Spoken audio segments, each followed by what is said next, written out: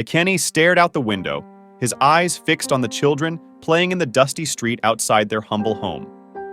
Laughter and shrieks of joy drifted in through the open window, mocking the deafening silence within the barren house. Ekene? Afi's soft voice broke the stillness. He turned to see his wife standing in the doorway, her eyes rimmed with red from crying again.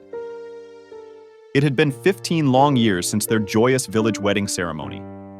15 years of unanswered prayers, dashed hopes, and a home devoid of the pitter-patter of little feet. The life they had envisioned when they made their vows seemed an impossible dream now. Ekene crossed the room and took his wife's hands in his. The light had slowly drained from Afi's eyes over the years as her womb remained barren month after agonizing month. She had been the most radiant woman in the village on their wedding day, her smile brighter than the noonday sun. Now the spark was all but extinguished. "I cannot bear to see you in such pain any longer, my love," Ekene said, tucking a stray lock of graying hair behind her ear. "We have tried every ritual, every healer, every treatment. Perhaps it is time we accepted that." He couldn't bring himself to say the words that would crush her completely. Tears rolled down Afi's cheeks as she pulled her hands away, wrapping her arms around herself as if warding off a chill. "Do not say it, Ekene.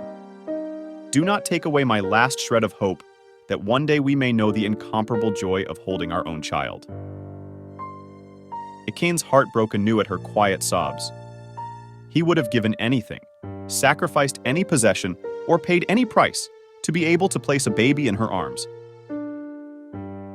In desperation, an idea began to take shape in his mind, an idea that could easily be seen as the greatest betrayal by his wife if she knew. But if it granted her deepest wish, purged the sorrow from her eyes, and allowed her to finally experience the miracle of motherhood, would it not be worth the deception? The next day, Ekene sought out his closest and most loyal friend, Iko. The two had been inseparable since childhood, sharing secrets and struggles throughout every stage of life. Ekene trusted Iko implicitly, which is why his request carried such weight. "Brother, you know the tremendous burden my wife and I have carried for so many years," Ekene said carefully, once they were assured of privacy. Iko nodded solemnly. Summoning every ounce of courage, Ekene continued. "I cannot bear to see her suffering any longer. Her one wish is to have a child, to finally be blessed with the gift of motherhood." He paused, studying his friend's face. "I must ask an immense favor of you, one that weighs heavier on my soul than anything before." Eko's eyes widened as the implication of Ekene's words became clear. "You cannot be asking what I think you are?" "I beg of you, Eko. There is no one else I could trust with such a task," Ekene pleaded. "Please, bring the smile back to my wife's face. Give her the greatest gift a woman could receive. Grant her the miracle we have been denied." Though visibly shaken, Eko could not find it within himself to refuse his dearest friend.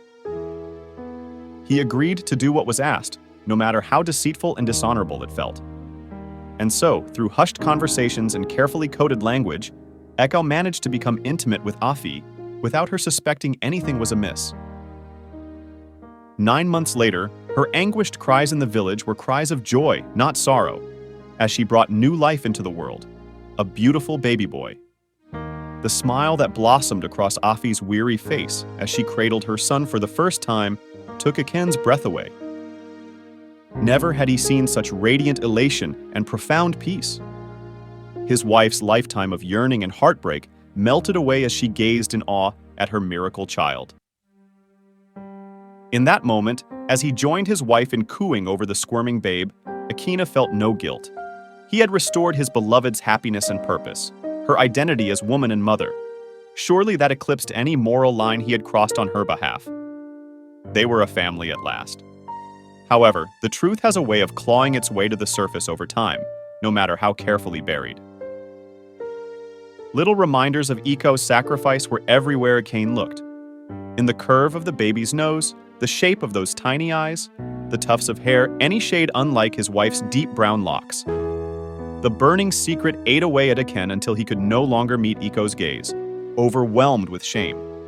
And Iko, for his part, drifted from his friend, unable to erase the heartbreak of the child who would never truly be his own. 3 years later, in a cruel twist of fate, Afi finally became pregnant naturally.